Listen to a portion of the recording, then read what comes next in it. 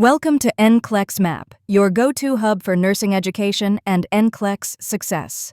If you're a nursing student, educator, or practicing nurse, you're in the right place. Today, we're diving into a crucial topic, oxygen therapy. Remember, oxygen is a medication, not just air. It needs to be prescribed and evaluated like any other drug.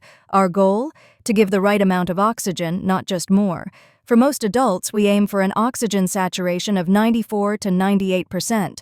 For those with COPD, the target is a safer 88 to 92%. In emergencies like strokes, only give oxygen if saturation drops below 90 to 94%. For critically ill patients, we want to avoid both hypoxia and hyperoxia, aiming for 92 to 96%. Let's talk about low-flow oxygen delivery. The nasal cannula provides 24 to 44% oxygen at 1 to 6 liters per minute. It's great for mild hypoxemia and allows for comfort during meals and conversations. But remember to humidify if the flow exceeds 4 liters per minute. The simple face mask delivers 35 to 60% oxygen at flows of at least 5 liters per minute. Use it when the cannula isn't enough, but never run it below 5 liters per minute. Now, let's discuss precision and control with the Venturi mask. This device delivers exact oxygen concentrations, perfect for COPD patients. It prevents CO2 buildup and allows for safe titration. For moderate to high oxygen needs, we have the partial rebreather mask. This mask provides 40 to 70% oxygen and is a short-term solution before escalation. The non-rebreather mask is for severe cases, delivering up to 90 to 100% oxygen. It's a temporary rescue device while we arrange for advanced support. Next, we have the high-flow nasal cannula, or HFNC. This delivers warm, humidified gas up to 60 liters per minute, improving comfort. It's ideal for acute hypoxemic respiratory failure without hypercapnia. Non-invasive ventilation, like CPAP or BiPAP, combines oxygen with positive pressure. It's the go-to for COPD exacerbations and can prevent intubation if used early. Tracheostomy collars deliver humidified oxygen directly to the airway for tracheostomy patients. In neonates, devices like the OxyHood help prevent hypoxia and oxygen toxicity. The bag valve mask is an emergency device for delivering almost 100% oxygen.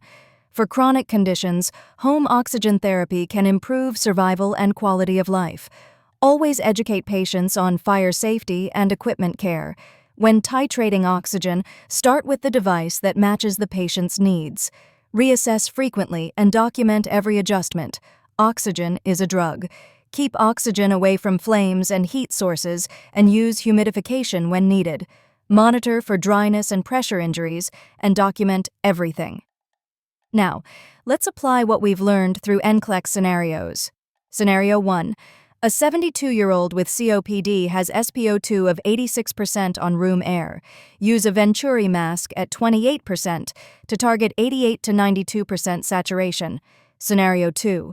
A 48-year-old presents with SpO2 of 84% and respiratory distress.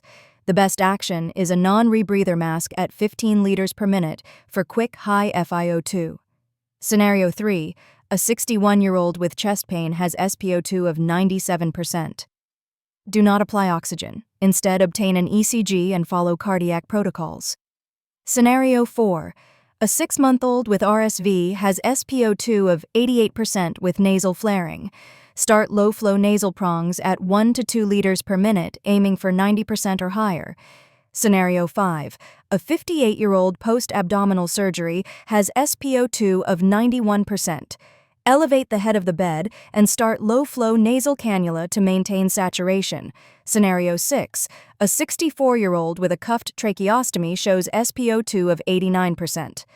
Suction the tracheostomy and increase FiO2, reassessing as needed. In summary, use low-flow devices for mild hypoxemia and Venturi masks for precision. Use high-flow or non-rebreather masks for severe hypoxemia and non-invasive ventilation for failure.